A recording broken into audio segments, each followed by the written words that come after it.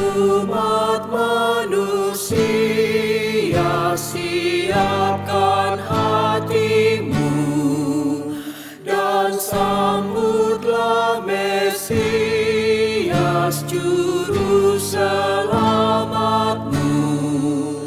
Kan datang segera terang dan kehidupan yang dijanjikan Tuhan, mengingat rahmat-Nya.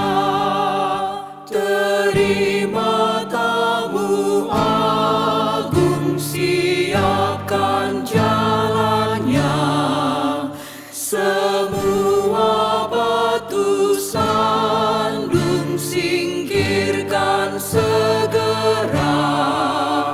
Timbunilah lembah, ratakanlah yang tinggi, yang bengkok dan yang miring, luruskan baginya. Tuhan kan meninggikan yang suka merendah, olehnya disingkirkan yang angkuh bermegah. Yang tulus hatinya niscaya dilayakan, menyambut kedatangan Sang Raja mulia. Di masa suci ini ku mohon padamu, ya Yesus, Kau sendiri siapkan diriku. Hatiku ubahlah, jadikanlah palungan, tempatku mengagungkan nama-Mu selamanya.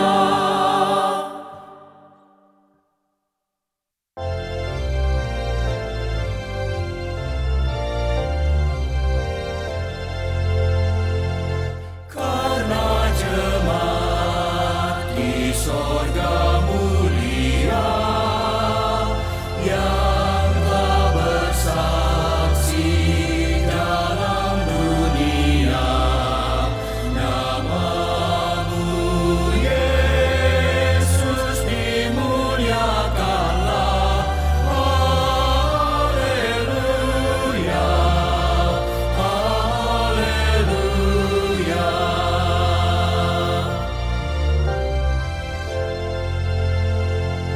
Kaulah tempat mereka berteduh, Kaulah panglima laskar yang kudus. Engkau terang di malam yang sendu. Haleluya, haleluya.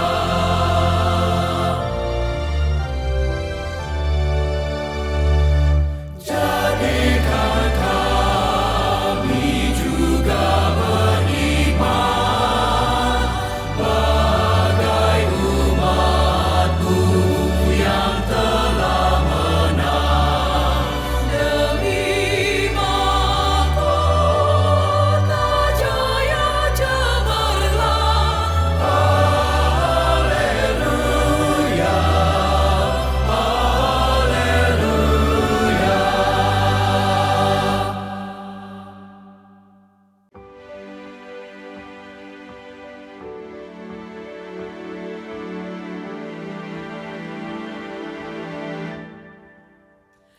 Ku heran Allah mau memberi rahmat-Nya padaku, dan Kristus sudi menebus yang hina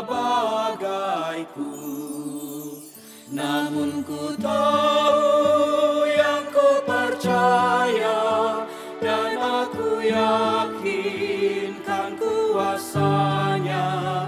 Ia menjaga yang ku taruhkan hingga harinya kelak.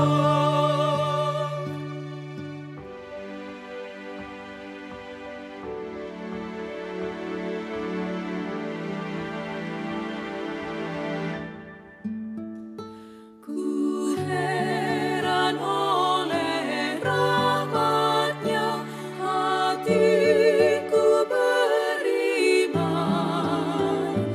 dan oleh kuasa sabda-Nya, jiwaku pun tentram. Namun ku tahu yang ku percaya, dan aku yakinkan kuasa-Nya. Ia menjaga yang ku taruhkan hingga harinya kelak.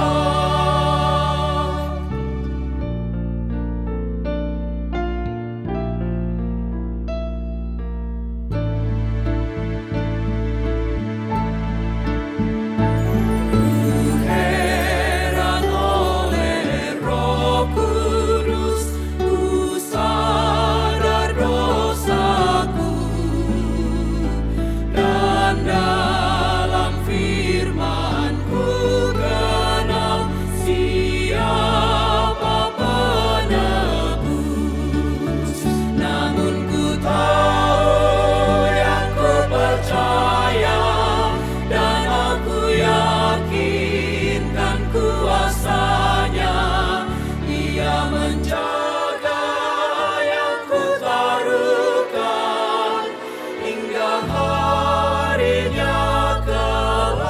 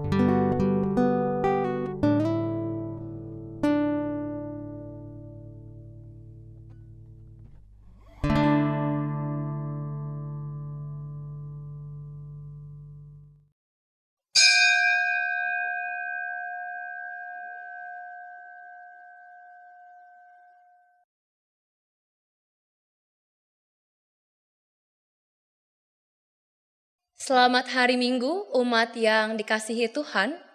Kami mohon perhatian umat untuk warta berikut ini. Kebaktian Minggu Biasa 16-15 September 2024 yang ditayangkan melalui YKB TV diselenggarakan oleh GKI Kepaduri. Kebaktian dilaksanakan pada pukul 9, 11, 17, dan 19 waktu Indonesia bagian Barat. Meskipun secara online, namun kita tetap dapat memelihara aspek persekutuan dari ibadah dengan beribadah dalam waktu yang sama. Dengan demikian, kita bukan menonton acara kebaktian, melainkan beribadah bersama dengan umat di tempat yang berbeda-beda. Selamat beribadah, mari kita menyiapkan diri dengan bersaat teduh sejenak.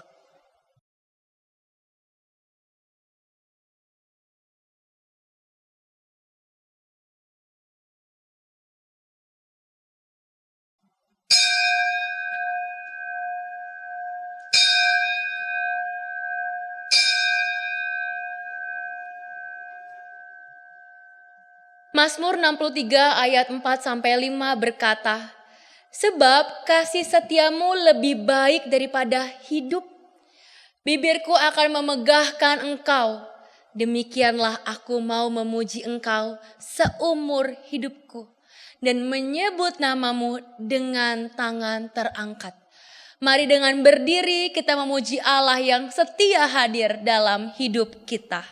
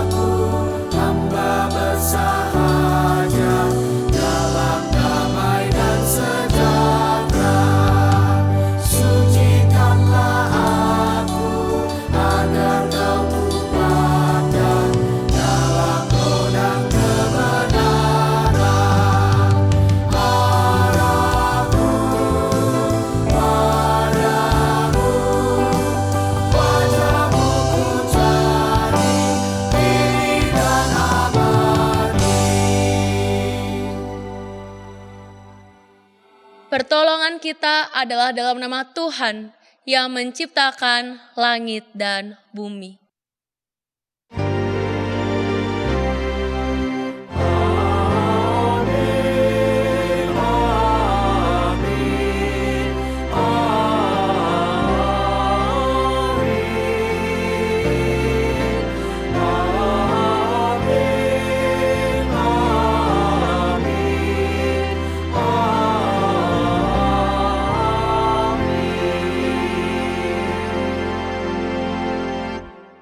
Tuhan beserta saudara. Dan beserta saudara juga. Umat dipersilakan untuk duduk. Umat yang terkasih, menjadi murid Kristus, secara khusus menjadi murid Kristus yang sejati, itu nyatanya bukan perkara yang mudah. Menjadi murid Kristus, kita tidak hanya dituntut untuk belajar dari Yesus, kita tidak hanya dituntut untuk baca firman, lalu melakukannya dalam keseharian kita, tetapi kita juga diajak, kita dituntut untuk mengikuti jejak kemanusiaan Yesus. Ia yang dalam kemanusiaannya merendahkan dirinya. Ia taat, ia setia untuk mengikuti kehendak Sang Bapa. Maka umat menjadi murid Kristus yang sejati sebetulnya bukanlah pilihan. Karena itu seharusnya menjadi gaya hidup kita sebagai orang percaya. Seperti ada tertulis dalam surat Roma pasal 8 ayat 29 yang berkata, sebab semua orang yang dipilihnya dari semula, mereka juga ditentukannya dari semula untuk menjadi serupa dengan gambar anaknya. Lantas umat yang terkasih, sudahkah kita sungguh-sungguh mempelajari dan menghidupi ajaran Kristus dalam keseharian kita? Sudahkah kita sungguh-sungguh menjadi murid yang sejati, yang setia mengikuti jalan Sang Guru? Mari kita nyanyikan, inginkah kau ikut Tuhan?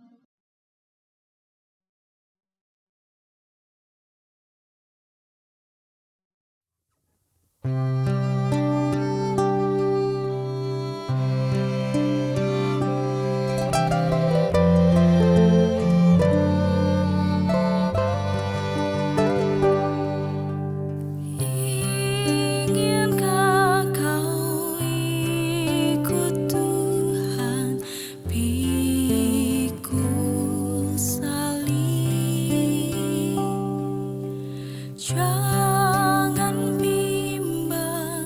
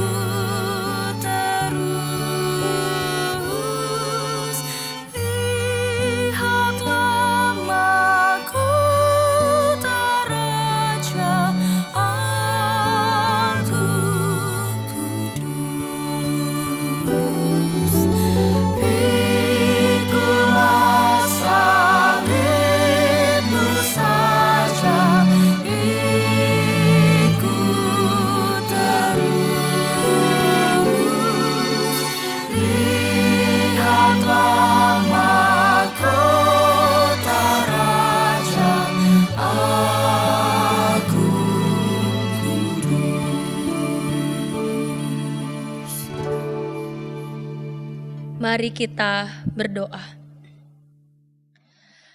Tuhan Sang Guru Agung, ampunilah kami karena sebagai murid-Mu, kami hanya ingin enaknya saja. Namun ketika jalan itu sulit dan penuh liku, kami enggan mengikut Engkau dengan setia. Kami tidak mau turut serta memikul salib sebagaimana perbuatan yang Kristus teladankan bagi kami. Ampunilah kami yang lemah ini ya Allah. Di dalam nama Tuhan kami Yesus Kristus penebus kami yang hidup, kami berdoa. Amin. Umat diundang untuk berdiri. Bagi kita yang mengakui dosa di hadapan Tuhan, berita anugerah yang menyatakan pengampunan dan penebusan dinyatakan kepada kita. Dalam Yohanes 12 ayat 46 sampai 47 yang tertulis, Aku telah datang ke dalam dunia sebagai terang, supaya setiap orang yang percaya kepadaku jangan tinggal di dalam kegelapan. Jikalau seorang mendengar perkataanku tetapi tidak melakukannya, aku tidak menghakiminya. Sebab aku datang bukan untuk menghakimi dunia, melainkan untuk menyelamatkannya. Di dalam Kristus engkau telah diampuni. Di dalam Kristus engkau pun telah diampuni. Maka marilah kita bersukacita dan meneruskan pengampunan kepada yang lain.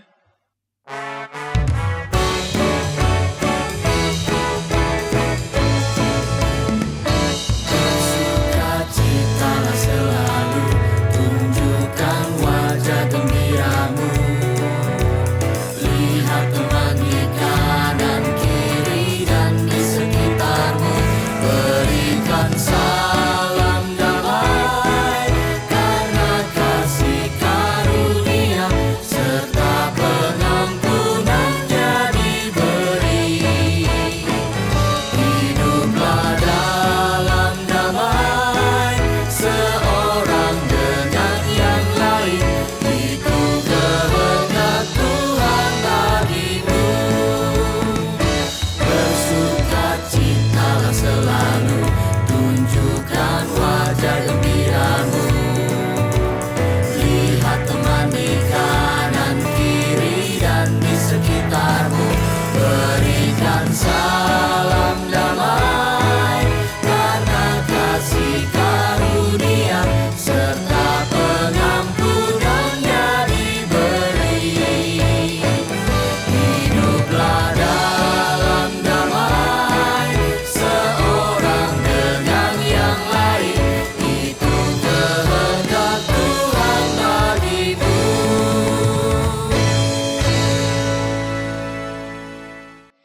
Yesus yang setia tak akan membiarkan kita sendirian. Ia tinggal di dalam hati kita, mengisinya dengan rahmat dan kasih-Nya berlimpah ruah. Nyanyikanlah kidung yang merdu.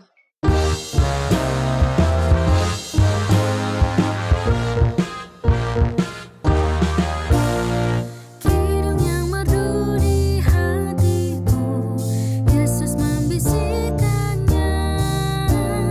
Jangan takut, ku bersamamu dalam kancah dunia. Yesus, nama Yesus, indah dan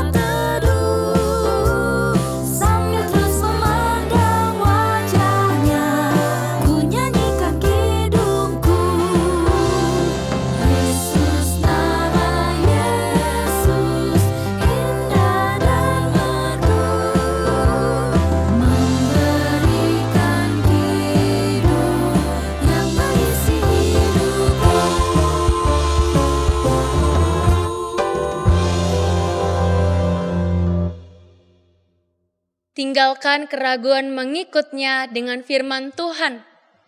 Ingatlah akan penyertaannya yang meneguhkan.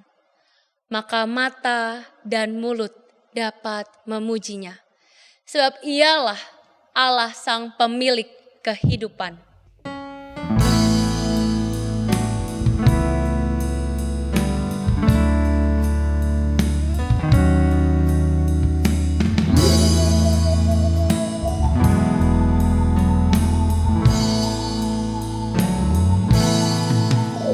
Isilah mataku dengan citra salib-Mu, dengan kasih-Mu penuhi hatiku.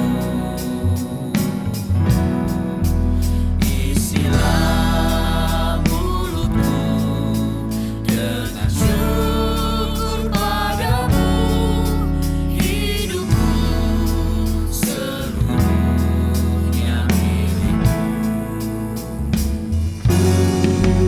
Isilah mataku dengan citra salib-Mu, dengan kasih-Mu penuhi hatiku. Isilah mulutku dengan syukur padamu, hidupku seluruhnya milik-Mu. Isilah mataku dengan citra salib-Mu, dengan kasih-Mu penuhi hatiku. Isilah mulutku dengan syukur padamu, hidupku seluruhnya milik-Mu.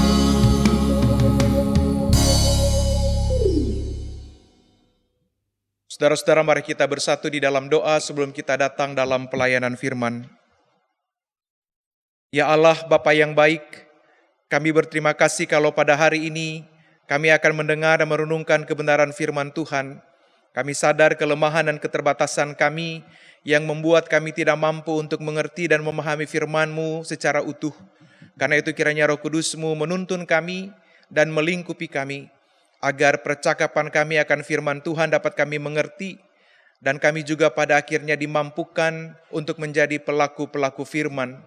Tuhan, tolong hamba-Mu sebagai pemberita firman, Tuhan kendalikan dan Tuhan layakan segala sesuatu yang ada padanya, agar apa yang disampaikan boleh berkenan di hadapan Tuhan, dan dalam bagian yang paling utama, seluruh hidup kami memuliakan Engkau. Dalam Kristus Yesus firman yang hidup, kami berdoa dan memohon. Amin.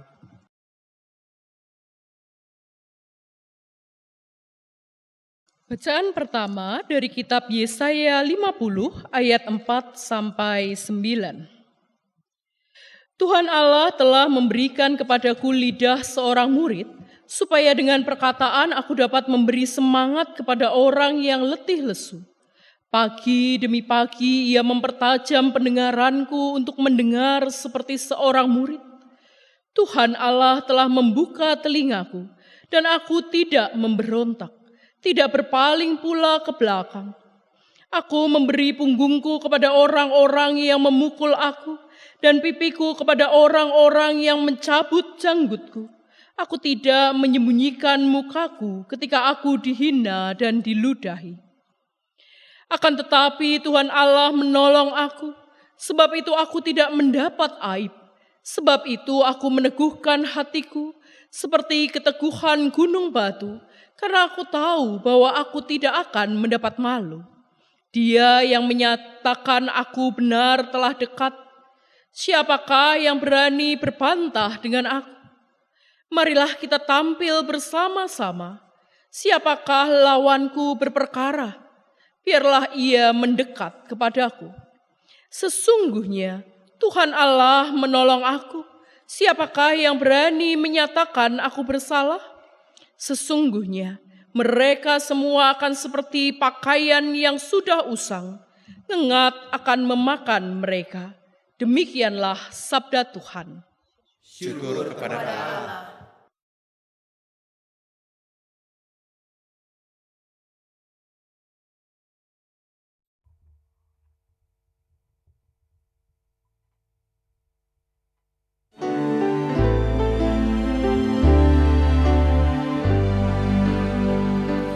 Tuhan adalah pengasih dan adil, Allah kita penyayang.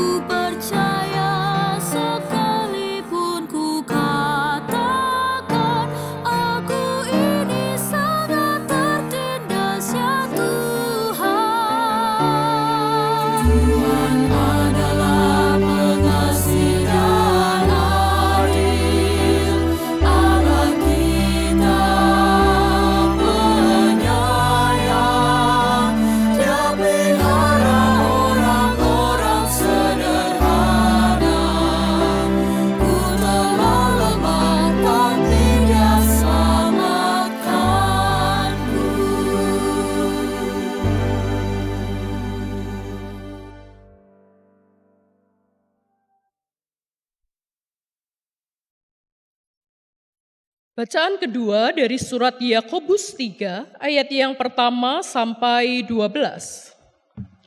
Saudara-saudaraku, janganlah banyak orang di antara kamu mau menjadi pengajar. Sebab kamu tahu bahwa sebagai pengajar kita akan dihakimi menurut ukuran yang lebih berat. Sebab kita semua tersandung dalam banyak hal. Siapa tidak tersandung dalam perkataannya, ia orang yang sempurna, yang dapat juga mengendalikan seluruh tubuhnya. Kita mengenakan kekang pada mulut kuda, sehingga ia menuruti kehendak kita, dan kita dapat mengendalikan seluruh tubuhnya.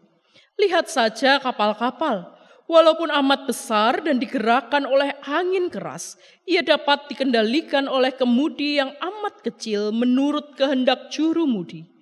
Demikian juga lidah, walaupun suatu anggota kecil dari tubuh, ia dapat memegahkan hal-hal yang besar. Lihatlah betapapun kecilnya api dapat membakar hutan yang besar. Lidah pun adalah api. Lidah merupakan suatu dunia kejahatan di antara anggota-anggota tubuh kita. Sesuatu yang menodai seluruh tubuh dan membakar roda kehidupan kita.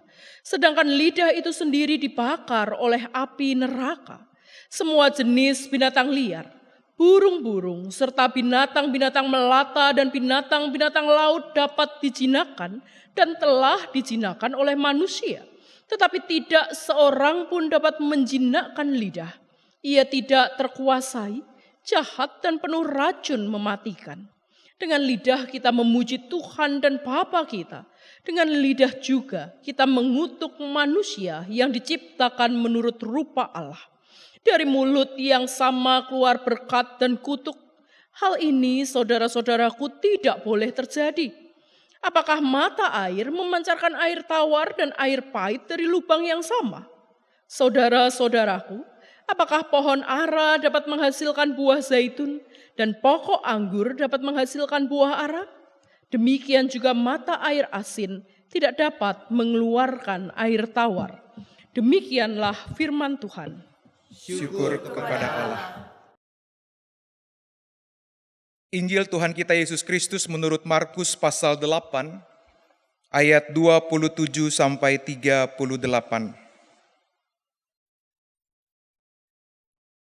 Yesus beserta murid-muridnya berangkat ke desa-desa di sekitar Kaisarea Filipi. Di tengah jalan ia bertanya kepada murid-muridnya, kata orang, siapakah aku ini?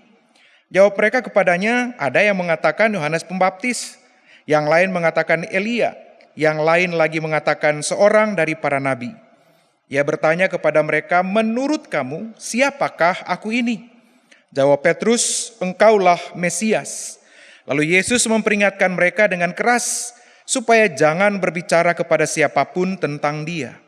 Yesus mulai mengajarkan kepada mereka bahwa anak manusia harus menanggung banyak penderitaan dan ditolak oleh tua-tua, imam-imam kepala, dan ahli-ahli Taurat, lalu dibunuh dan bangkit sesudah 3 hari.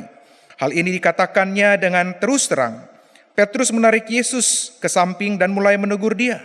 Lalu berpalinglah Yesus dan sambil memandang murid-muridnya ia menegur Petrus dengan keras. Enyahlah iblis, sebab engkau bukan memikirkan apa yang dipikirkan Allah, melainkan apa yang dipikirkan manusia. Lalu Yesus memanggil orang banyak dan murid-muridnya dan berkata kepada mereka, jika seorang mau menjadi pengikutku, ia harus menyangkal dirinya, memikul salibnya, dan mengikut aku. Karena siapa saja yang mau menyelamatkan nyawanya, ia akan kehilangan nyawanya. Tetapi siapa saja yang kehilangan nyawanya karena aku dan karena Injil, ia akan menyelamatkannya. Apa gunanya seorang memperoleh seluruh dunia tetapi kehilangan nyawanya? Apakah yang dapat diberikannya sebagai ganti nyawanya? Sebab siapa saja yang malu karena aku dan karena perkataanku di tengah-tengah orang-orang yang tidak setia dan berdosa ini, Anak Manusia pun akan malu karena orang itu apabila ia datang dalam kemuliaan Bapanya bersama dengan malaikat-malaikat kudus. Demikianlah Injil Yesus Kristus. Berbahagialah mereka yang mendengarkan kebenaran firman Allah dan memeliharanya dalam hidup setiap hari. Haleluya.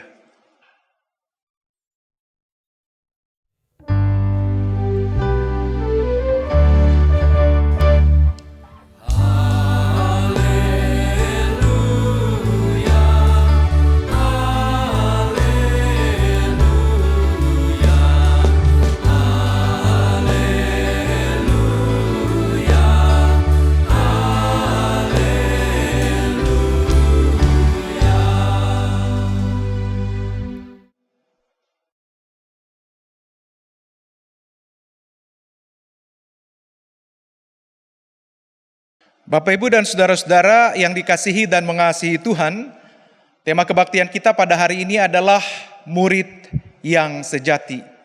Menjadi murid yang sejati, saudara-saudara, adalah sebuah proses dan pengalaman panjang bersama-sama dengan Tuhan. Karena itu kita akan memulai dari sesuatu yang sangat mendasar, dari sesuatu yang sangat penting. Nah, Bapak, Ibu, dan saudara-saudara yang dikasihi dan mengasihi Tuhan, siapa sangka bahwa pengalaman yang terjadi pada waktu robohnya tembok Berlin terjadi karena sebuah pengalaman sepele. Pada tahun 1989, ketika pemerintah Jerman Timur memberikan sedikit kelonggaran bagi orang-orang Jerman Timur untuk berkunjung ke Jerman Barat, lalu kemudian ada sebuah naskah yang panjang dan membosankan diberikan kepada seorang pegawai pemerintah yang namanya Gunther Swabowski. Lalu pada waktu dia meneruskan atau dia membacakan pidato yang panjang dan membosankan itu, dia memutuskan untuk tidak melihat pada teks yang telah diserahkan kepadanya. Namun apa yang terjadi, Bapak, Ibu, dan saudara-saudara, di tengah-tengah pembacaan atau pidato yang panjang karena ia ingin lebih menyingkat waktu, maka pada akhirnya ia kemudian berbicara secara mengejutkan bahwa pemerintah akan membuka kelonggaran kepada warga Jerman Timur untuk berkunjung ke Jerman Barat. Tapi kemudian saudara, di tengah-tengah banyak orang dan para wartawan yang sedang mendengarkan pidato itu yang membosankan, mereka lalu kemudian terbelalak mendengarkan berita bahwa akan dibuka sebuah situasi atau sebuah kesempatan untuk berkunjung ke Jerman Barat. Lalu saudara, kemudian media, para wartawan pada waktu itu bertanya kepada Gunther, kapan itu akan berlangsung? Dan karena ia tidak membaca teks itu dengan teliti, saudara, maka ia karena tidak mau malu, pada akhirnya dia mengatakan segera. Dan karena itu terjadi euforia yang begitu luar biasa yang ada pada masyarakat Jerman Timur, dan karena itu orang betul-betul bangkit dan pada akhirnya mereka melakukan berbagai macam kegiatan, aktivitas, dan pada akhirnya di tengah-tengah euforia yang luar biasa, semangat untuk berkunjung ke Jerman Barat membuat para warga kemudian merobohkan tembok Berlin. Bapak, Ibu, dan saudara yang dikasihi dan mengasihi Tuhan, tembok Berlin runtuh karena gagal paham dari seorang Gunther. Tembok Berlin menjadi runtuh karena ia tidak teliti, ia tidak paham secara utuh apa yang dimaksudkan terhadap pesan yang harus menjadi bagian yang ia sampaikan. Nah, Bapak, Ibu, dan saudara, persepsi atau kemudian hal-hal yang membuat kita menjadi gagal paham kadangkala menjadi pengalaman-pengalaman yang berakibat buruk. Oleh karena itu saudara, orang mengatakan kalau kita mau berbicara atau kalau kita mengungkapkan sesuatu, hendaklah otak mendahului mulut. Mengapa saudara? Karena kalau mulut mendahului otak, yang terjadi adalah kita asal ngomong, kita asal ucap. Segala sesuatu yang keluar dari mulut kita meluncur begitu saja. Dan kadangkala kita mengenal dengan istilah automatic thinking. Atau kadangkala menjadi sebuah template tanpa dipikirkan terlebih dahulu. Itu yang terjadi, Ibu, Bapak, dan saudara-saudara. Karena itu bacaan Injil Tuhan pada hari ini dari Markus pasal 8 yang tadi kita baca juga menolong kita untuk mengerti apa yang terjadi dengan pengakuan Petrus dan kenapa sampai kemudian Yesus menghardik Petrus dengan begitu luar biasa. Nah, Bapak, Ibu, dan saudara, kalau kita membaca teks kita secara utuh, kita akan menemukan bahwa Yesus menangkap betul dan orang-orang banyak pada waktu itu termasuk para murid dan Petrus punya sebuah pengharapan mesianik yang keliru. Oleh karena itu ketika Yesus mencoba untuk mendeteksi apa yang menjadi pengalaman orang banyak tentang pemahaman mereka tentang Yesus, Yesus bertanya kepada orang banyak, menurut orang banyak, bertanya kepada para murid, menurut orang banyak siapakah aku ini? Lalu mereka mengatakan, ada yang mengatakan Yohanes Pembaptis, yang lain mengatakan Elia, dan yang lain lagi mengatakan adalah seorang dari para nabi. Jadi itu adalah pengalaman-pengalaman atau persepsi orang banyak ketika mereka melihat bagaimana Yesus bekerja dan berkarya. Lalu mereka mengatakan dalam pengalaman mereka yang terbatas, siapakah Yesus itu? Tapi kemudian pertanyaan Yesus kembali menuju kepada sebuah pengalaman yang sangat privat. Kalau yang pertama Yesus bertanya secara kolektif, apa yang dipahami oleh orang banyak, siapakah aku ini menurut mereka? Maka Yesus pada pertanyaan yang kedua merujuk pada sebuah pengalaman yang sangat privat. Menurut kamu, siapakah aku ini?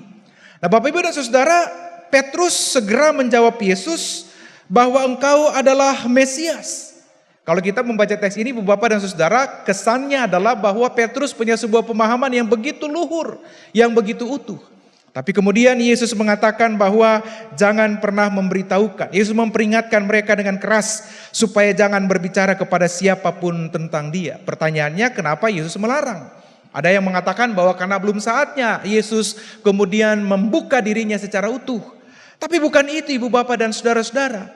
Sebab nanti pada teks selanjutnya kita menemukan ketika Yesus berbicara tentang bagaimana ia harus menderita dan kemudian ia juga mengalami pengalaman-pengalaman yang tidak menyenangkan. Di sana Petrus menegur Yesus. Lalu kemudian dengan keras Yesus mengatakan kepada seorang Petrus, "Enyahlah iblis, sebab engkau bukan memikirkan apa yang dipikirkan Allah, melainkan apa yang dipikirkan manusia."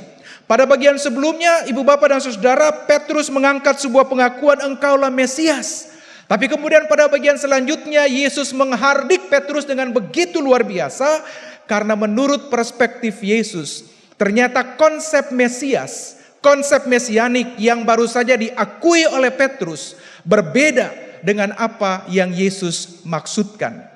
Ketika Petrus mengatakan engkaulah Mesias, itu bukan sebuah pengakuan yang lahir dari pengalaman iman bersama dengan Tuhan, bukan. Tapi ketika Petrus mengatakan engkaulah Mesias, yang ada dalam perspektif Petrus, yang ada dalam konsep berpikir Petrus adalah Mesias dalam arti politik yang membawa mereka keluar dari penjajahan Roma pada waktu itu. Yang dipikirkan oleh Petrus adalah sesuatu yang keliru, yang jauh berbeda dari apa yang dipahami oleh Yesus. Oleh karena itu dia tidak segan menegur Yesus ketika Yesus berbicara bahwa anak manusia harus mengalami berbagai macam tantangan dan penderitaan dan kemudian mati. Karena bagi Mesias versi Petrus, Mesias itu nggak mati dalam cara seperti itu. Mesias versi Petrus adalah Mesias yang datang dengan gagah dan membawa mereka di dalam kemenangan, lepas dari penjajahan Roma yang ada pada waktu itu. Itulah mengapa Yesus kemudian menghardik Petrus dengan begitu kuatnya. Bapak, Ibu, dan saudara-saudara, Yesus menghendaki supaya pengakuan yang kita bawa kepada Dia bukan semata-mata sebuah template. Yesus menghendaki supaya kita semua menghayati dan menyadari bahwa pengakuan terhadap Yesus itu harus lahir dari sebuah pengenalan yang utuh tentang bagaimana saudara dan saya mengenal Tuhan dengan sungguh-sungguh. Ia mau supaya setiap orang yang percaya kepadanya ketika menaruh suatu template atau sebuah pengakuan pada Tuhan, itu bukan pengakuan ritualistik atau dogmatik semata-mata. Tapi Yesus menghendaki supaya pengakuan itu lahir dari pengalaman beriman bersama-sama dengan Yesus. Oleh karena itu tema kita menjadi penting. Murid yang sejati. Murid yang sejati itu, Ibu Bapak dan Saudara, bukanlah murid yang hanya bisa menggunakan template-template rohani. Murid yang sejati bukanlah murid yang jago menggunakan perkataan-perkataan ritual keagamaan. Murid yang sejati itu bukanlah murid yang tampaknya rohani dalam setiap ritus keagamaan. Bukan. Tapi murid yang sejati adalah seorang murid yang berjalan bersama dengan Kristus. Bertumbuh dalam proses. Dibentuk oleh Tuhan dengan utuh. Punya pemahaman yang tegak lurus atau searah dengan apa yang dimaksudkan oleh Yesus. Maka tidak heran kalau kemudian Yesus memperingati mereka dengan keras supaya jangan berbicara kepada siapapun tentang Dia. Karena Yesus tidak mau kalau pemahaman mereka belum utuh. Kalau mereka belum paham sesungguhnya tentang siapa Yesus dan bagaimana Ia harus menjalani prosesi kehidupan dalam dunia ini dengan bagus, maka mereka nggak boleh berbicara tentang Dia karena mereka punya pemahaman yang salah dan keliru. Yesus menghendaki supaya murid yang sejati adalah mereka yang telah paham betul siapa Dia. Mereka yang karena menjalani perjalanan iman bersama dengan Tuhan, punya pengalaman-pengalaman yang bagus tentang Kristus, dan pengalaman-pengalaman itu melahirkan sebuah pemahaman yang utuh tentang Dia. Pengalaman yang tegak lurus, yang searah dengan kehendak Tuhan. Baru murid-murid yang seperti itu yang Yesus izinkan untuk berbicara siapa Yesus sesungguhnya. Sebab Ibu Bapak dan Saudara, kalau kita nggak punya pemahaman yang baik, kalau kita nggak punya pengalaman yang utuh dengan Tuhan, lalu kita berbicara tentang Tuhan, percakapan-percakapan kita itu seperti percakapan-percakapan omong kosong. Percakapan-percakapan kita itu hanya menjadi sebuah lip service yang tidak punya makna apa-apa. Tapi kalau apa yang kita sampaikan lewat mulut kita, lewat lidah kita adalah pengalaman-pengalaman yang didasarkan atas pengetahuan kita tentang Tuhan, pengalaman-pengalaman iman kita bersama-sama dengan Tuhan, bukan semata-mata template atau lip service, maka pada akhirnya perkataan-perkataan itu akan menjadi berkat. Saudara-saudara, sebab situasi seperti itu nanti sama kayak para netizen kebanyakan, ibu bapak dan saudara. Masyarakat plus 62 ini kadangkala kalau lihat sebuah tajuk berita lalu mulai menyimpulkan tanpa membaca isi berita secara utuh.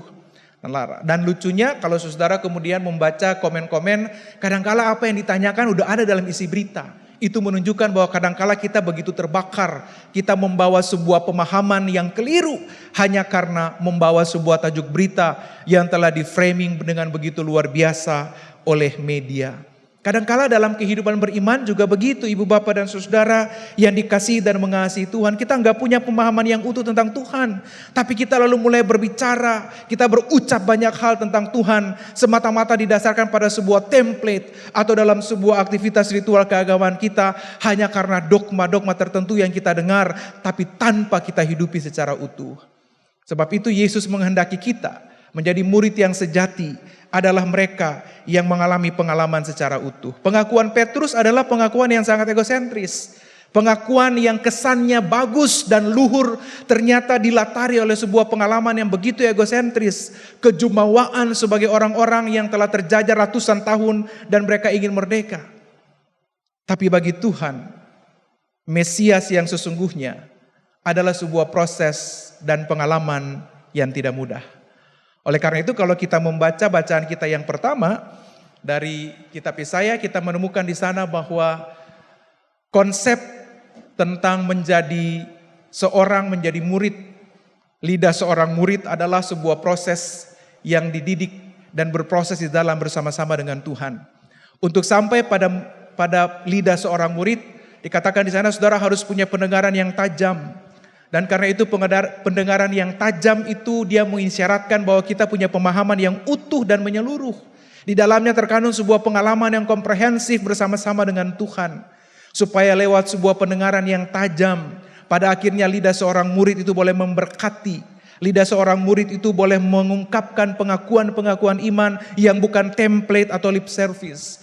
Tapi pengakuan iman yang didasarkan pada pengalaman yang utuh bersama-sama dengan Tuhan. Dan itu kemudian menggerakkan, dia punya daya untuk juga mengubah kehidupan orang lain di dalam kasih dan pertolongan Tuhan. Sama juga dengan Yakobus yang tadi kita baca ibu bapak dan saudara. Di sana kita menemukan bahwa kita belajar bagaimana saudara dan saya harus berhati-hati dengan lidah yang kita miliki. Supaya kita tidak sembarangan bicara, kita tidak sembarangan berucap. Karena kadangkala perkataan-perkataan kita dia akan menjadi sebuah hal yang bisa memberkati, tapi kadangkala juga bisa mengutuk. Perkataan-perkataan yang tidak didasarkan pada pengalaman yang bagus dengan Tuhan dan pemahaman yang utuh, dia hanya akan menjadi uap yang seketika itu juga hilang. Tapi kemudian perkataan-perkataan yang keluar dari lidah seorang murid yang sejati adalah perkataan-perkataan yang membangun. Bapak ibu dan saudara-saudara yang dikasihi dan mengasihi Tuhan, menjadi murid yang sejati adalah sebuah proses panjang bersama-sama dengan Tuhan. Menjadi murid yang sejati adalah sebuah proses panjang berjalan dalam dinamika iman bersama-sama dengan Tuhan. Dan biasanya menjadi murid yang sejati itu diproses oleh Tuhan lewat pengalaman-pengalaman yang sulit. Menjadi murid yang sejati itu tidak lahir dari pengalaman-pengalaman yang mudah dan menyenangkan. Tidak saudara-saudara. Tapi Tuhan kadangkala membawa kita pada perjalanan yang sulit. Perjalanan panjang yang penuh dengan tantangan. Dan dia membentuk saudara-saudara dan saya menjadi seorang murid yang sejati. Karena itu saudara, sekali lagi menjadi murid yang sejati adalah sebuah proses panjang bersama-sama dengan Tuhan. Dia bukan pencapaian sesaat. Menjadi murid yang sejati tidak bisa diukur dari ritual keagamaan yang kita ikut. Menjadi murid yang sejati tidak pernah dipatok dari seberapa besar saudara-saudara menggunakan bahasa-bahasa agamis dalam perjalanan hidup. Tapi menjadi murid yang sejati akan dibuktikan dari bagaimana ketahanan saudara-saudara untuk menjalani kehidupan beriman bersama-sama dengan Tuhan. Dan tetap memilih Tuhan dan bukan yang lain. Menjadi murid yang sejati pada akhirnya berkaitan dengan bagaimana value yang saudara dan saya bangun. Dan pada akhirnya nilai yang kita bangun itu menunjukkan seberapa paham kita tentang Tuhan, seberapa dalam kita terkoneksi dengan Tuhan, seberapa jauh kita terus memilih Tuhan dan melangkah bersama-sama dengan Dia. Dan itu semua mengubah perilaku saudara dan saya, supaya pada akhirnya kemuritan yang sejati itu terjadi melalui sebuah proses panjang dan seumur hidup antara saudara-saudara dan saya bersama-sama dengan Tuhan. Jadi selamat untuk menjadi murid sejati dan terus berproses bersama-sama dengan Tuhan dalam pengalaman-pengalaman hidup. Kiranya Tuhan menolong dan Tuhan meneguhkan kita. Amin.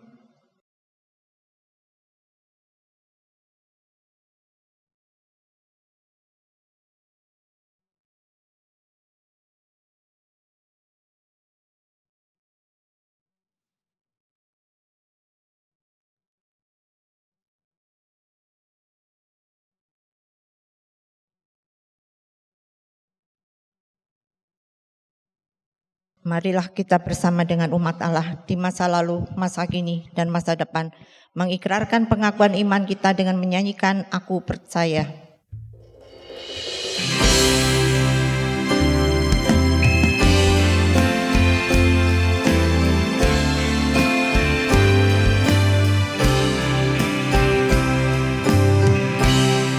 Percaya kepadamu, Allah Bapa yang kudus, pencipta isi dunia, yang memberi kehidupan kepada makhluk semesta. Percaya kepadamu, Tuhan Yesus penebus, Kau menyerahkan dirimu, menanggung siksa dan celah, mati dan bangkit bagiku. Aku percaya padamu, Bapa, Putra, Roh Kudus, Allah Tritunggal. Aku percaya, aku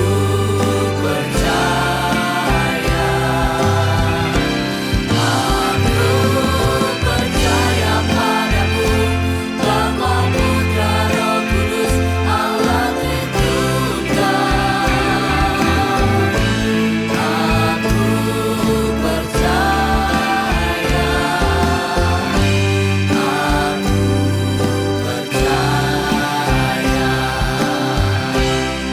percaya kepadamu, Roh Kudus penolongku, yang memberi inspirasi, menjernihkan suara hati, membimbing setiap hari. Ku berbakti kepadamu di dalam gerejamu, dan melayani sesama di dalam kasih sayangmu dengan segenap hatiku. Aku percaya padamu, Bapa, Putra, Roh Kudus, Allah Tritunggal. Aku percaya, aku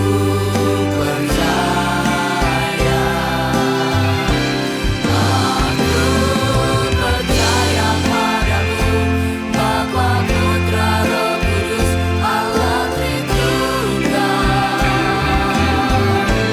Aku percaya, aku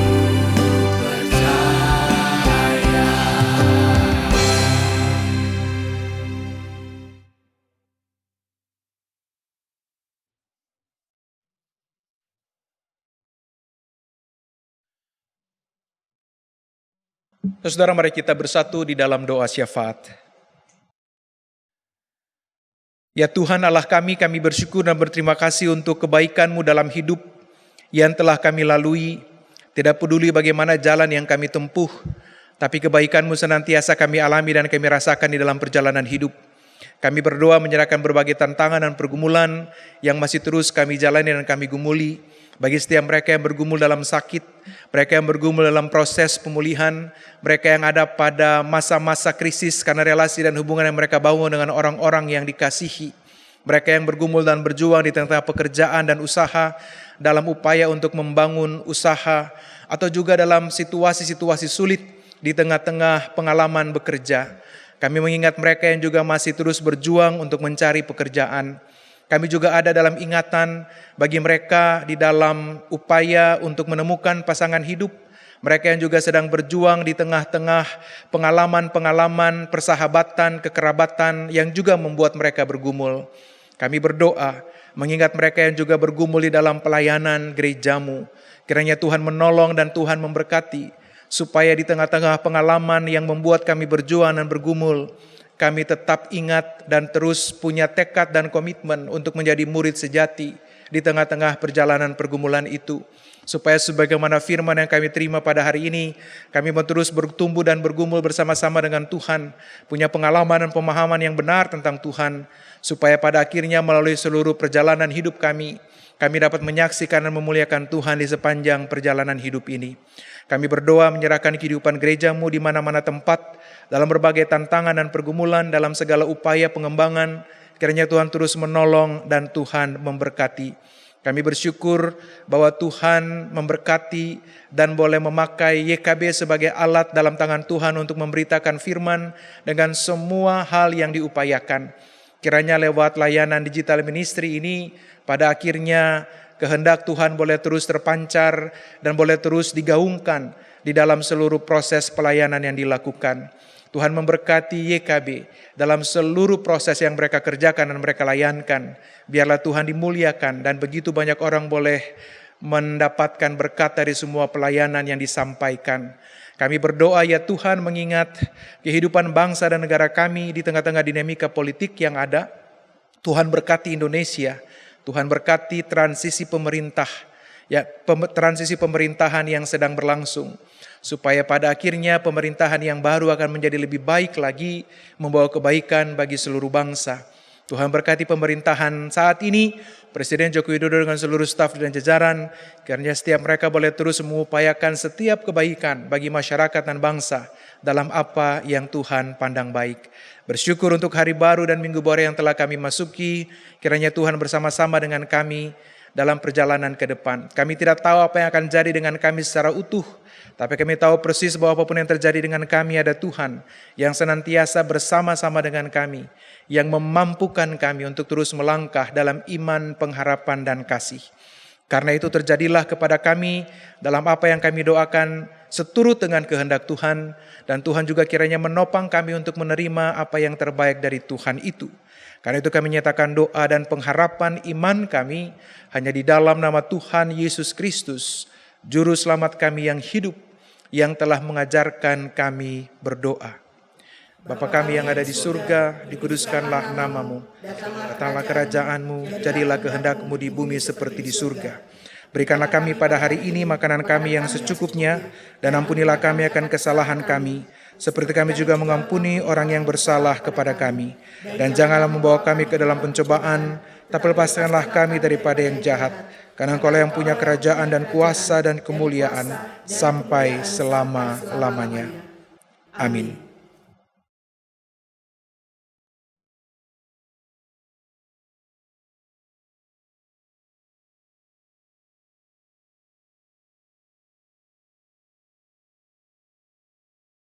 Saat ini kita akan menyatakan syukur kepada Allah melalui persembahan kita dengan mengingat firman Tuhan dari Kolose 3 ayat 17 yang menyatakan, janganlah menyerahkan anggota-anggota tubuhmu kepada dosa untuk menjadi senjata kelaliman, tetapi serahkanlah dirimu kepada Allah sebagai orang-orang yang dahulu mati tetapi sekarang hidup.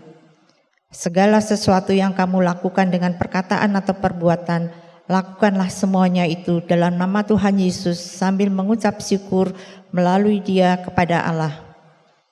Saudara-saudara dapat mengirimkan persembahan ke rekening gereja masing-masing.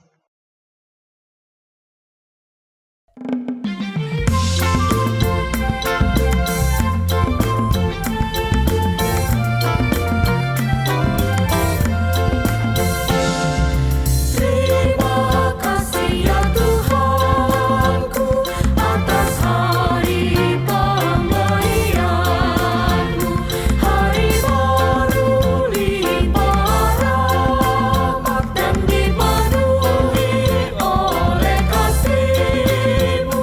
Kau curahkan pada umat-Mu, Kau curahkan pada umat-Mu.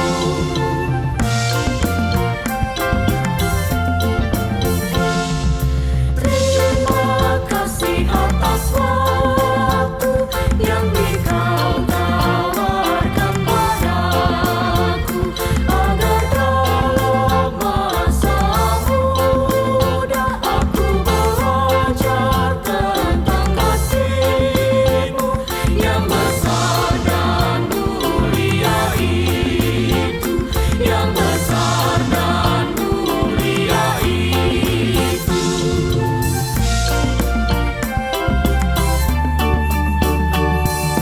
Kau pakai waktu itu melakukan tanggung jawabku dan menolong sesamaku menurut firman serta karya-Mu. Karena itu makna kasih-Mu, karena itu makna kasih-Mu.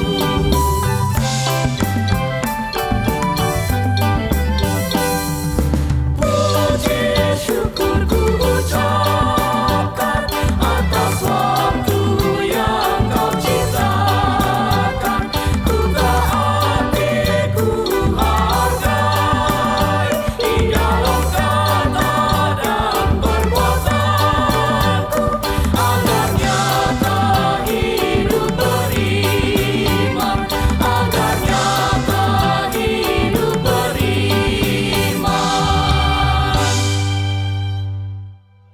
Mari kita berdoa. Kami bersyukur kepadamu atas anugerah yang Engkau nyatakan bagi kami. Engkau yang telah melayakkan kami, bahkan mengutus kami untuk menyatakan kasih-Mu di tengah dunia ini. Mampukan kami untuk hidup selaras dengan kehendak-Mu, sehingga kami dapat selalu menjadi saksi kasih-Mu kepada sesama kami. Kami bersyukur karena Engkau telah menyertai kami, menuntun dan membimbing kami. Kiranya kami dapat selalu hidup dengan hati yang penuh syukur, dan kiranya persembahan ini dapat menjadi berkat dan kesaksian bagi pelayanan gereja. Di dalam nama Tuhan Yesus kami berdoa. Amin.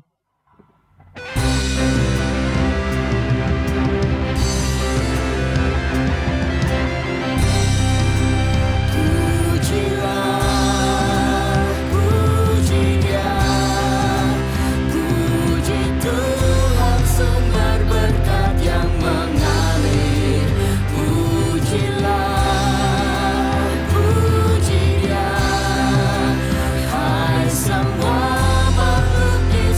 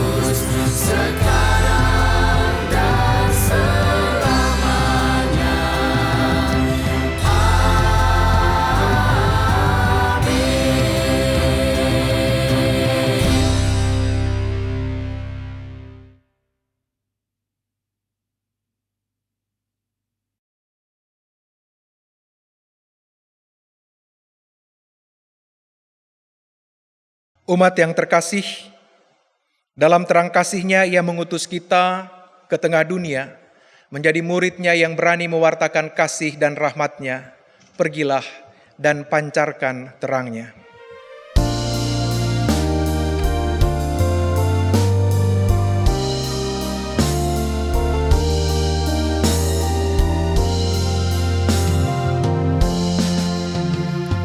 Makin serupa Yesus Tuhanku,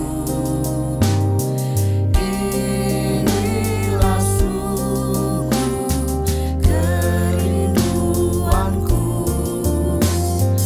Makin bersabar, lembut dan merendah, makin setia dan rajin bekerja. Ya Tuhanku, ku berikan padamu hidup penuh dan hatiku senang. Hapuskanlah semua dosaku, jadikanlah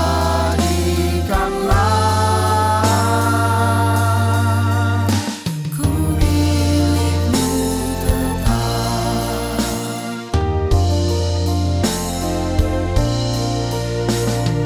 Makin serupa Yesus Tuhanku, setiap hari ini doaku.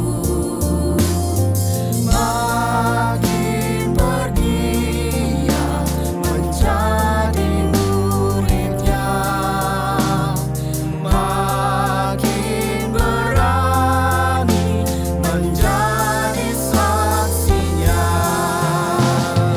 Ya Tuhanku, ku berikan padamu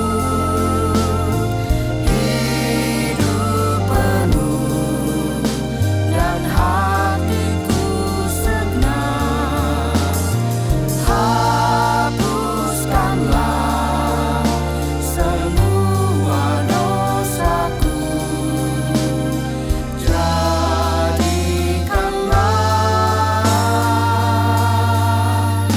ku milik-Mu tetap.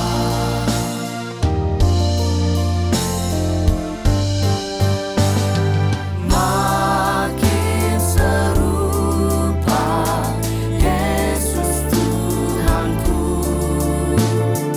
ini selalu cita-citaku.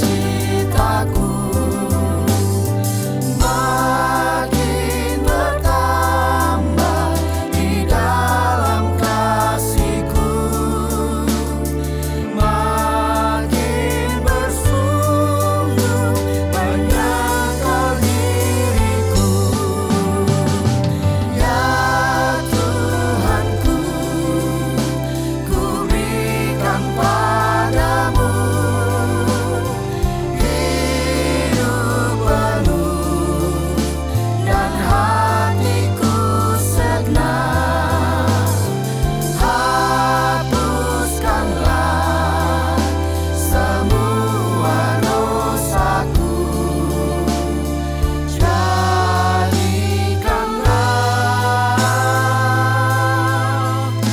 ku milik-Mu tetap. Saudara, arahkanlah hatimu kepada Tuhan. Jadilah saksi Kristus. Terpujilah Tuhan. Terimalah berkat Tuhan. Kiranya Allah Sang Pencipta memberimu keberanian untuk memancarkan terang-Nya di sudut-sudut kehidupan. Kiranya Kristus Sang Sahabat setia menemani perjalananmu. Kiranya Roh Kudus membimbingmu dalam kata dan karya, menjadi rahmat bagi sesama. Kiranya Allah Bapa, Anak, dan Roh Kudus menyertaimu kini sampai selama-lamanya.